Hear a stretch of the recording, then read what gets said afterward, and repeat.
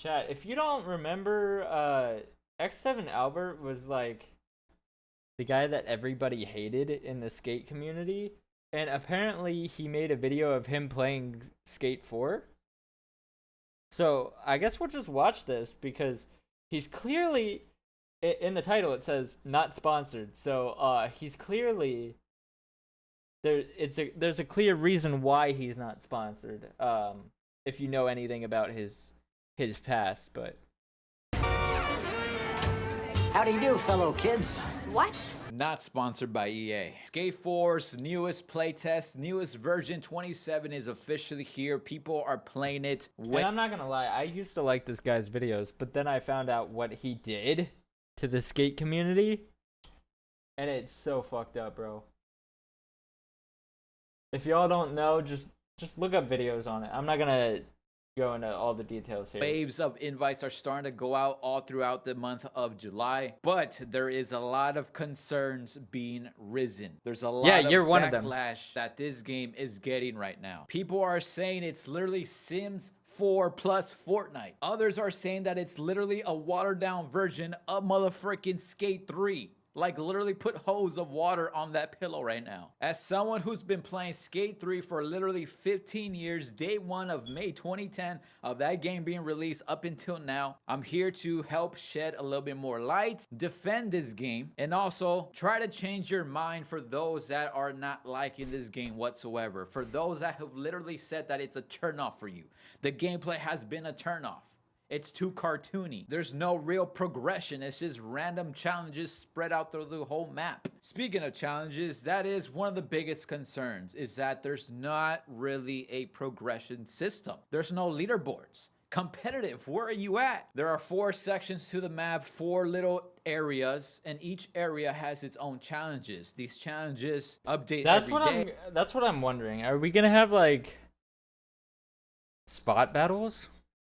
Like we did in competitive play, like in Skate 3?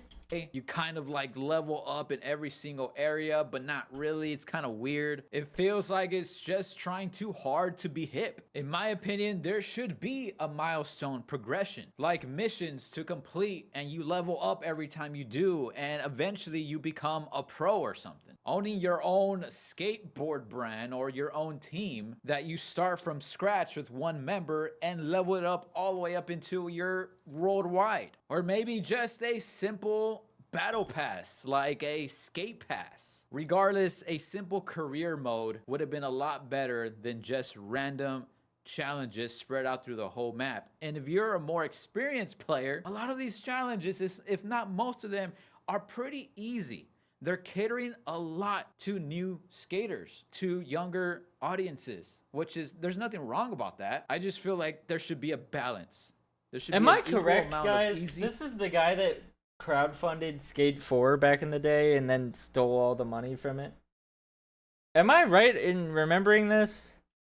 Challenges and an equal amount of very difficult challenges for experienced players. There's also loot boxes in the game where you can basically unlock them with an in-game currency called rips, and you earn rips every time you do these challenges that are around the map. The items within these loot boxes are labeled different colors depending on their rarity, purple being the rarest and I think green being the most common one. That is the best incentive, I guess, to progressing in this game. It's just being able to unlock these loot boxes to potentially get some cool skins. And each area of the map kind of has its own themed loot box. Now, if you actually want skins that look a little bit more better, you're gonna have to pay for them. Skins are starting around 500 Sandvan bucks per item. That's literally about $5 per skateboard deck design. Skate 3 was like 50, 60 bucks. You're only going to need to buy around 10 items to equal the amount of what Skate 3 cost in real money. That was a one-time charge. I know the career mode, the progression system, all the random challenges is not really what we asked for, but I do want to shed a little bit of light. The developers, full circle, might seem like they're not really paying attention to us, but the thing you guys got to realize is that they're being very strategic with this game. They're being very smart with it, the way they approach it. In my previous videos, I have said that, yeah, they suck at their marketing, they're freaking bombing it. There's not really no hype that they're building for it. But now after playing this game in the playtest, I'm starting to realize that they're not just going to give us every single thing that we want or that we ask for right off the rip in this new version playtest. They're going to start adding to this game after early access. So imagine another new version for early access with more stuff, with game modes, with a different progression system being added to the game. That's what on I'm launch. hoping, is that they actually do work on the game. That would be the best ideal situation, is if they just kept adding features and stuff like that, and like good features, actual skateboarding features. And then over time, they'll slowly be adding new and newer things to it to keep the hype up and alive for this game. If they would have just given us everything that we always wanted and asked for right now in this playtest or at launch of early access, don't you think the hype and the excitement for this game would die out pretty soon? It might just last a couple years and that's it. But Full Circle has said it themselves. They're going to support this game for 10 years. So that means they need to set themselves up for 10 years. They need to make sure that they keep this. Okay, so they're gonna support the game for 10 years. Does that mean that they're gonna continue working on it and then leave it up after 10 years? Or is it just going to be left up, or is it going to be taken down after 10 years? Because it's a free game. That's why we're worried about it being a free game. Is because they can just take it away whenever they feel like it, essentially.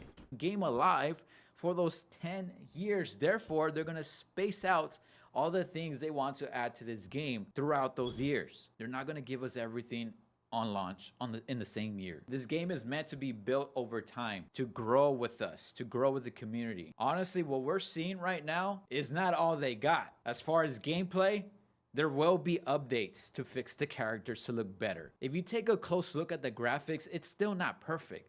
They're still gonna make it look better. This game is being developed on the Frostbite engine, for crying out loud. This playtest is literally just a stress test for the servers before early access launch, before they open the floodgates. Another concern that people are talking about is the lack of skateboarding culture. The game just feels like a watered down Skate 3 version. Exactly. It literally feels like Sims 4 meets Fortnite. An authentic skateboarding game should feel gritty. It should feel alive. It should feel like that one spot has been skateboarded over and over for many years. You should be able to feel the culture living and breathing through these maps when you're skating around. True. Session does a really good job of that. Skate 2 did a good job of that. Skate 3 did a good job of that compared to this as well. And the customization with skateboard decks that Session does really well is shaped decks. That gives the overall gameplay a more sense of real culture skateboarding. But guess what? I could totally see Full Circle adding that later on into Skate 4, because the main developers of this game, like Cuz and Darren, they're literally fully involved in skate culture. They understand the skate culture. I really don't think they're gonna let this game become Fortnite. Another concern is that I this surely game hope currently not. doesn't have any real or inspired locations. Skate 3, Skate 2, Session, Skater XL all have real or inspired locations in the game from in real life. And as what we've seen right now, Skate 4 does not. That's another way how this game could feel more authentic to skateboarding, but that is still something that can still be done.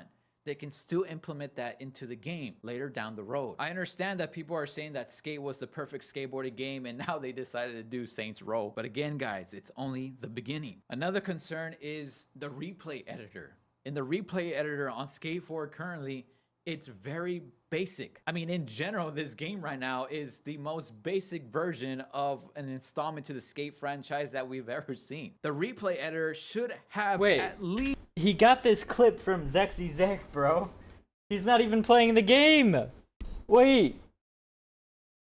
Is this gameplay? Wait, is this gameplay from other people who have played the game on videos? Least keyframes. We should be able to keyframe our footage, our camera, to make it more dynamic, more immersive, more cinematic if we wanted to. Games like Session, even Skate 3 had keyframes. Even games like Rust do a really good job with their replay editor. If they really want this game to be social like they're saying they want it to be, they need to help us be creative with giving us the right tools to do so. But again, this is something they can implement down the road.